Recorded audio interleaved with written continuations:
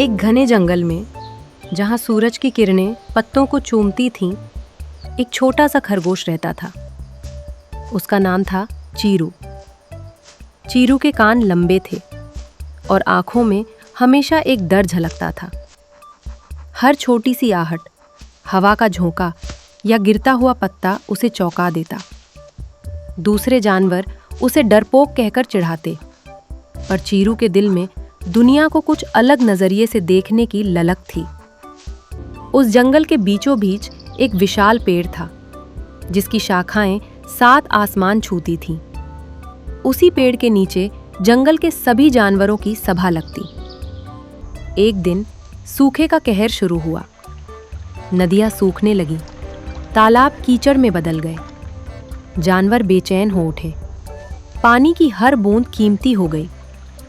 Chiru ने देखा कि एक बूढ़ा हाथी, जो झुंड का मुखिया था, एक छोटे से जलाशय की रखवाली कर रहा था, मानो वह उसका अकेले का हक हो। बाकी जानवर प्यास से बेहाल थे, पर उस हाथी के आगे किसी की हिम्मत नहीं पड़ती थी। चीरू का छोटा सा दिल ये देखकर द्रवित हो उठा। उसने अपनी माँ को प्यास से व्याकुल होते देखा। उसकी आंखों में आंसू थे और वह चुपचाप एक कोने में बैठ गई थी। चीरू के मन में एक विचार कौंधा। वह अकेला, निडर होकर उस विशाल हाथी के सामने जाना चाहता था, लड़ने नहीं, न कि लड़ने, बल्कि कुछ समझाने। उसने अपने डर पर काबू पाया। धीरे धीरे झाड़ियों की आड़ लेते हुए वह उस जलाशय के पास पहुंचा। हाथी ने अपनी सूंड उठाई और गुस्से से चिंघाड़ा, मानो पूछ रहा हो, कौन है यहाँ? चीरू रुका नहीं। उसने हाथी की आंखों में देखा। उन आंखों में अकेलापन था, एक तरह का डर भी।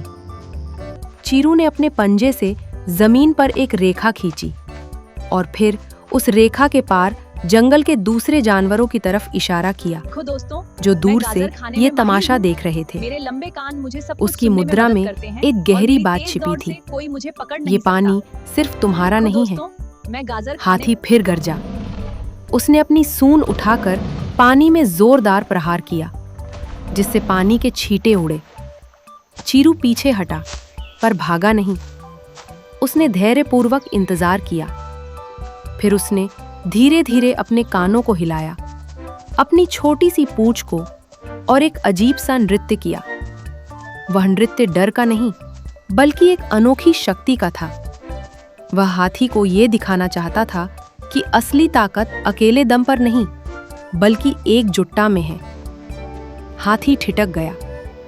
उसने उस नन्हे खरगोश के साहस को देखा, उसकी आंखों में छलकती नमी और उसके इरादे की पवित्रता को समझा।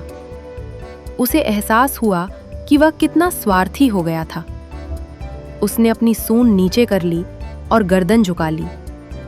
ये उसकी हार नहीं, बल्कि एक महान आत्मा की जीत थी। चीरू ने मौका देखा। वह तेजी से भागा और एक ऊंचे टीले पर चढ़ गया। वहां से उसने सभी जानवरों को देखा। उसने अपने कानों से इशारा किया, आओ पानी पी लो। पहले तो किसी को यकीन नहीं हुआ। फिर एक छोटी सी चिड़िया झपट्टा मारकर जलाशय के किनारे बैठी और चोंच भरकर पानी पिया।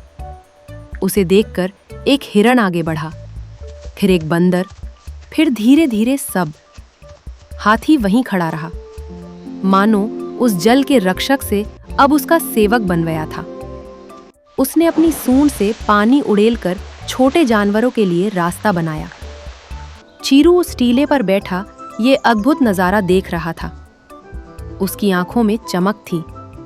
उसने पाया कि डर एक ऐसी दीवार है जिसे हम खुद खड़ा करते हैं, और उसे तोड़ने की चाबी हमारे भीतर ही छिपी है।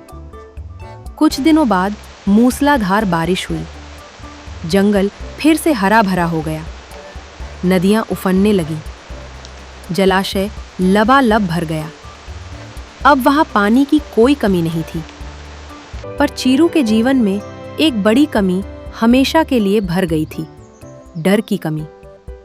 अब चीरू उसी टीले पर बैठता जहां से पूरा जंगल दिखता था।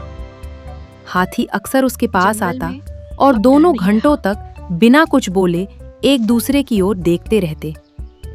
उनकी दोस्ती की ये कहानी पूरे जंगल में फैल गई। छोटे जानवर अब चीरू को छोटा वीर कहकर बुलाते। एक दिन एक भयंकर आंधी आई। तेज हवा ने उस विशाल पेड़ की एक बड़ी शाखा तोड़ दी, जो सीधे जलाशय पर गिरी और पानी का रास्ता रोक दिया। फिर से संकट आ खड़ा हुआ। इस बार कोई डरा नहीं। सबने चीरू की ओर देखा। चीरू समझ गया। उसने पहले खुद उस शाखा को धक्का देने की कोशिश की, पर वह तो हिली भी नहीं। तब उसने हाथी की ओर देखा। हाथी तुरंत आगे आया। उसने अपनी सूंड उस शाखा के चारों ओर लपेटी और जोर लगाया। शाखा जरा सी हिली। इतने में 2 और हाथी आ गए। फिर कुछ भैंसे, फिर कुछ मजबूत जंगली सुअर। सबने मिलकर जोर लगाया। जंगल के सभी दोस्तों, चीरू आओ अपने मिलकर छोटे एक छोटे साथ पंजों रहें से उन और एक सबको दूसरे की एकजुट करने का मदद काम करें। कर रहा था।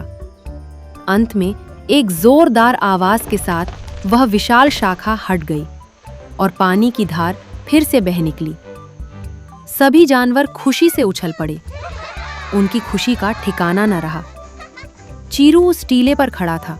सच्चा उसके साहस चारों अकेले ओर लड़ने में तितलियां नहीं, मंडरा रही बल्कि थी। दूसरों को साथ लेकर उसने चलने सीखा में था है। कि सच्चा साहस अकेले लड़ने में नहीं, बल्कि दूसरों सच्चा को साहस साथ लेकर अकेले चलने में लड़ने है। नहीं, बल्कि उसने अपनी माँ की ओर देखा, जो गर्व से भरी नजरों से उसे निहार रही थी।